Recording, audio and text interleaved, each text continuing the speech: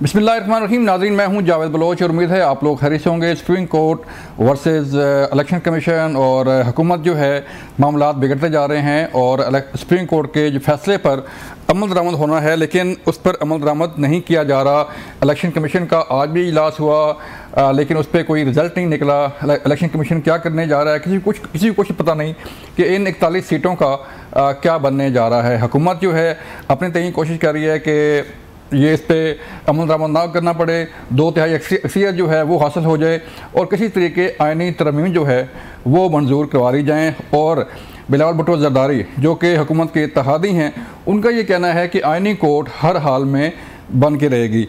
आज तहरीक इंसाफ के बानी चेयरमैन ने मीडिया टॉक की डयाला जेल में और उन्होंने चीफ इलेक्शन कमिश्नर को ओपनिंग बैट्समैन करार दिया और सेकंड ओपनर जो है उन्हें जस्टिस कादी फाइसा साहब को जो है वो करार दिया और फिर थर्ड एम्पायर की उन्हें हिमायत हासिल है। अब थर्ड एम्पायर किसकी तरफ इशारा है, कौन उनकी हिमायत कर रहा है, ये इसका अंदाज़ा लगाना मुश्किल नहीं है। लेकिन तहरीक इंसाफ के बानी चेयरमैन की हिदायत पर 26 तारीख को अदलिया पर हमला के ख़िलाफ़ जो है वो एक जलसा करने जा रही है तहरीक इंसाफ के। कोई अदलिया पर हमला हो गया है और अदलिया पर हमले के बचाव के लिए जो है ये जलसा किया जा रहा है। और फिर 28 तारीख को तहरीक इंसाफ के बानी चेयरमैन की रिहाई के लिए जलसा प्लान किया जा रहा है और कहते हैं कि NOC मिले ना मिले, परमिशन हो ना हो, लेकिन तहरीक इंसाफ ये जलसा ज़रूर करेगी। अब आगे क्या होने जा रहा है इस पर भी बात करेंगे। हमारे साथ मौजूद होंगे सेंटर हुमायूं अहमद साहब, तहरीक इंसाफ से आपका ताल्लुक है। डॉक्टर साहब आपका शुक्रिया वक्त देने का। अली गौर बलोच साहब मुस्लिम लीग नून से हमें ज्वाइन किया है, आपका शुक्रिया अली गौर बलोच साहब। डॉक्टर साहब मैं आपकी तरफ आऊँगा। सर पहले तो जो जलसा करने जा रहे हैं आप 26 तारीख को और 28 तारीख को, क्या मकासद क्या है सर? और NOC के लिए अप्लाई हो गया है, NOC मिल जाएगा आपको? बिस्मिल्लाहिर्रहमानिर्रहीम।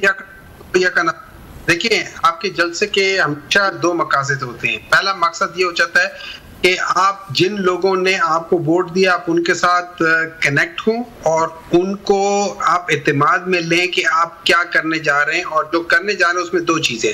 इस वक्त आप देख रहे हैं कि वो पॉलिटिकल पार्टी जिसने 1997 में फिजिकली सुप्रीम कोर्ट के ऊपर हमला किया था, आज वो इंटेलेक्चुअली और आज वो थ्रू अपने जो क्रोनीज हैं उनके थ्रू सुप्रीम कोर्ट के ऊपर कंट्रोल करना चाह रही है। ये मतलब मैं मिसाल के तौर पे ये देता हूं कि आप सोचिए 13 मेंबर का बेंच जो है, जो कि फुल बेंच है, उसके जो जजमेंट आई है उनमें से 2 ऑनरेबल जजेस ये लिखते हैं कि हुकूमत को कहते हैं, एग्जीक्यूटिव को कहते हैं कि आप जुडिशरी की बात ना माने, उनके जो ऑर्डर्स हैं उनको डिफाई करें।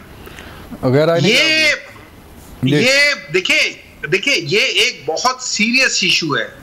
कल को कोई एक जज भी खड़ा हो जाएगा और कहेगा कि आप इस फुल कोर्ट की जो है ना डिसीजन ना माने, और हुकूमत उस एक जज की बात करते हुए पूरी सुप्रीम कोर्ट को डिफाई कर देगी, उसकी बात नहीं मानेगी। इस जगह पे सुप्रीम कोर्ट को जो ट्राइकोटोमी ऑफ पावर्स के लिहाज से उनकी इंडिपेंडेंस है उसको प्रोटेक्ट करना हर डेमोक्रेट का, हर उस शख्स का जो ट्राइकोटोमी ऑफ पावर्स, जो डेमोक्रेसी, जो रूल ऑफ लॉ पे बिलीव करता है, उनका ये फर्ज बन जाता है। ये चीज होना बहुत जरूरी है। दूसरी बात, जब नैब के कवानीन PMLN वालों ने और पीपल्स पार्टी वालों ने अपने आप को बचाने के लिए बदल लिए और उन सब के केसेस खत्म हो गए, तो बाय लॉ जितने भी केसेस होने चाहिए थे नैब के अंदर, जो कि एज एन एग्जीक्यूटिव आप डिसीजन ले रहे हैं और उसमें कैबिनेट है और उसमें ब्यूरोक्रेसी शामिल है, तो वो सेक्शन 4 के तहत कवर हो जाता है। ठीक है, तो आपको फिर वो केसेस ऑटोमेटिकली बंद हो जाने चाहिए। 190 मिलियन पाउंड्स का केस या जो यूनिवर्सिटी वाला है वो केस ये लोग बंद नहीं कर रहे। बाकी केसेस के अंदर आप एक ही तरह के 2, 3, 4 केसेस कर रहे हैं और लॉ में उसकी इजाजत ही नहीं है कि आप एक ही केस में से, फॉर एग्जांपल अब आप कहें कि यार इस बंदे ने एक दुकान के अंदर से इसने चावल उठाए, उस पे एक केस कर दे, फिर उसके बाद उसने घी उठाया, उसका दूसरा केस कर ले, फिर उसने उसके बाद वहां से फोन उठाया, तीसरा केस कर ले। ये चीज नहीं होती। आप वो सारा का सारा एक ही बार में प्रूव करते हैं कि भाई ये हुआ या नहीं हुआ। आपने पहला केस किया कि जी इसने घी उठाया, पता चल गया कि कोई घी नहीं उठाया। अब आप आके चावलों के पीछे पड़ गए, वो भी पता चल जाएगा कोई नहीं उठाया। फिर आप किसी और, ये सारी चीजें जिस तरीके से आप कर रहे हैं और जैसे ये उसके खिलाफ दूसरा जलसा जो होगा, ये इन दो चीजों के लिए हम कर रहे हैं। लेकिन मेरी कंसर्न ये है कि जिस तरफ पाकिस्तान जा रहा है, ये टोटल जिसे कहते हैं ना, when lawlessness becomes the law. अभी कोई लॉ है ही नहीं, लॉलेसनेस को ये लॉ बना रहे हैं।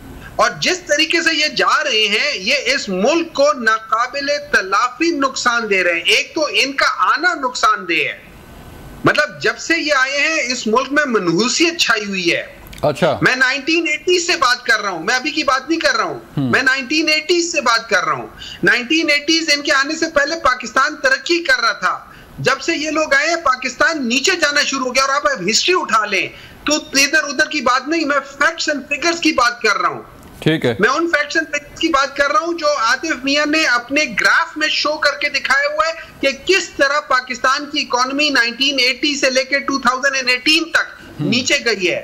आतिफ मियां ने बताया कि किस तरह अगर पाकिस्तान किसी आम मुल्क की तरह भी तरक्की करता तो पाकिस्तान आज से 4 गुना ज्यादा बेहतर होता 1995 से 2018 के दरमियान में। ठीक है डॉक्टर साहब, मैं आगे बढ़ता हूं सर।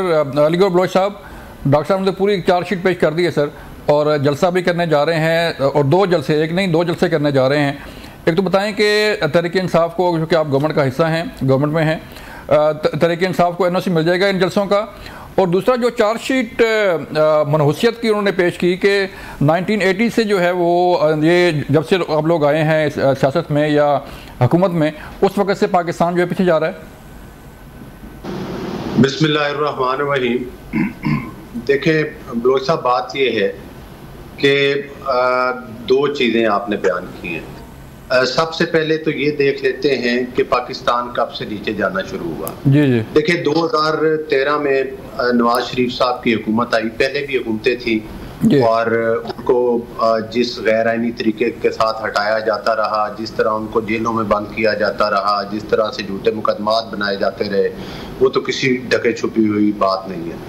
लेकिन 2013 में जब नवाज शरीफ साहब की हुकूमत बनी तो उस वक्त एक प्री प्लान्ड धरने जो कि थर्ड अंपायर के जरिए बनाए गए, और किस तरह से पाकिस्तान के ऊपर यलगार की गई, किस तरह से पाकिस्तान में सिविल नाफरमानी की तहरीक चलाने की कोशिश की गई, किस तरह से पाकिस्तान की बुनियादों को खोखला किया जाता रहा, किस तरह से चाइना के प्रेसिडेंट का जो विजिट था उसको लेट किया गया, किस तरह से PTV पर उस जमाने में हमले किए गए, और किस तरह से फिर ये थर्ड अंपायर की उंगली का बड़े फराख दिली के साथ और बड़ी उसके साथ ये इशारा करते थे कि अंपायर की उंगली उठने वाली है।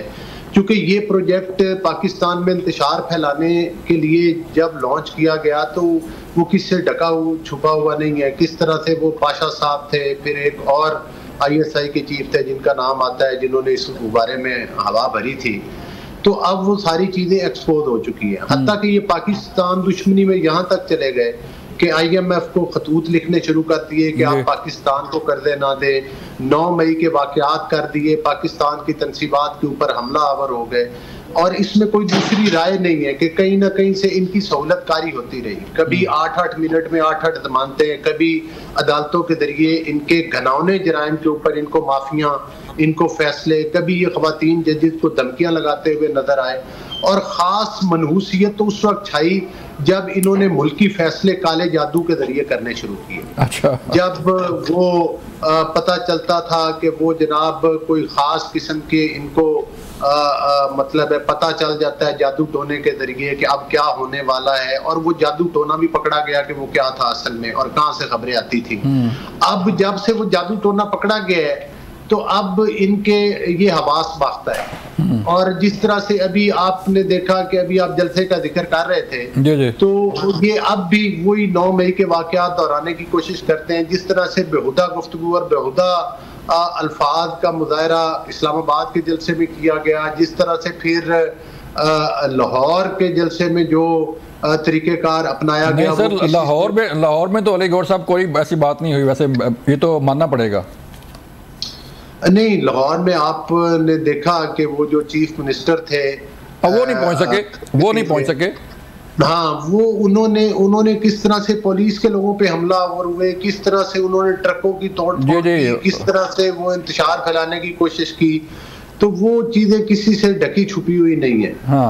लेकिन बहरहाल मैं समझता हूँ कि वो तो चीजें अया हो चुकी हैं कि ये पाकिस्तान की दुश्मनी पे उतरे हुए हैं, और किस तरह से इसराइल की तरफ से इनके हमायत में तबसरे आते हैं और ये उनके ऊपर तरदीद तक भी नहीं करते और बड़े फख्र से कहते हैं। फिर जिस तरह से बाहर से इन्होंने फंड एंगेज की हुई हैं और हायर की हुई हैं, और जिस तरह से ये जिन लॉबियों के से रब्ता करते हैं, जिस तरह से इन्होंने लंदन के अंदर मेयर के इलेक्शन में एक यहूदी की सपोर्ट की, हत्ता कि उसके मुकाबले में एक मुसलमान उम्मीदवार था। तो ये तमाम चीजें जो हैं बड़ी अफसोसनाक हैं और बड़ी काबिल जिक्र हैं। तो मैं समझता हूँ कि अब भी ये नहीं, हम कहते हैं कि पुरअमन जलसा करना, पुरअमन तहरीक चलाना हर सियासी पार्टी का जो वो हक है, लेकिन ये हमेशा पुरअमन तहरीक के और पुरअमन एहतजाज और आइन की बात करके हमेशा आइन को तोड़ते हैं। और ख़ास तौर पर जो सुप्रीम कोर्ट का फैसला आया जिसमें 2 जजेस ने इख्तलाफी नोट दिया, उन्होंने क्या इख्तलाफी नोट दिया? उन्होंने आइन की बात की। उन्होंने कहा कि अगर इस फैसले पर अमल दरामद किया जाए तो आइन की फलां दिफात आपको मुअत्तल करना पड़ेगी। अब जाहिर है आप पूरे पाकिस्तान की नजरें पाकिस्तान के 2 इदारों की तरफ है, एक पार्लिमान की तरफ है और एक इलेक्शन कमीशन की तरफ है कि वो पाकिस्तान में आइन और कानून का किस तरह से रखवाली करते हैं। पार्लिमान का तो मैं खराज तहसीन पेश करता हूँ कि उन्होंने कानून साजी करके पाकिस्तान के आइन को बचाया है, और मैं समझता हूँ कि ये जो है ये मामला आगे की तरफ बढ़ेगा इंशाअल्लाह ताला। और ये जो शरपसंदी और जो एडवेंचर पाकिस्तान के साथ करने की कोशिश की जा रही है, ये इंशाअल्लाह ताला आपको जल्द ही महसूस हो जाएगा कि इंशाअल्लाह ताला इनके अज़ाइम कामयाब नहीं होंगे और पाकिस्तान में कानून और आइन की बालादस्ती होगी। और ये जिस तरह से चाहते हैं, कभी ये चाहते हैं कि पाकिस्तान जो है वो डिफॉल्ट हो जाए, इनकी ख्वाहिशात जरा देखें ना क्या है। अली भाई मजीद बात करते हैं। डिफॉल्ट हो जाए, पाकिस्तान में इंतशार फैले, पाकिस्तान में अनार्की फैले, तो मैं समझता हूँ कि ये इनके ख्वाब तो हो सकते हैं, ये इनकी इंतशार पसंदी तो हो सकती है, लेकिन इनको इंशाअल्लाह ताला अमली जामा नहीं पहुंचाया जाएगा। रियासत के जो इंतजामात हैं वो इंशाअल्लाह मजबूत और कानून और आइन की ही बालादस्ती होगी। ये दिहाड़ी लगाने वाले भाई हमें अल्लाह ताला इनका रास्ता रोकेंगे। अली गौर साहब हमें ज्वाइन किए हसन पाशा साहब ने, उनसे बात करेंगे लेकिन ब्रेक के बाद।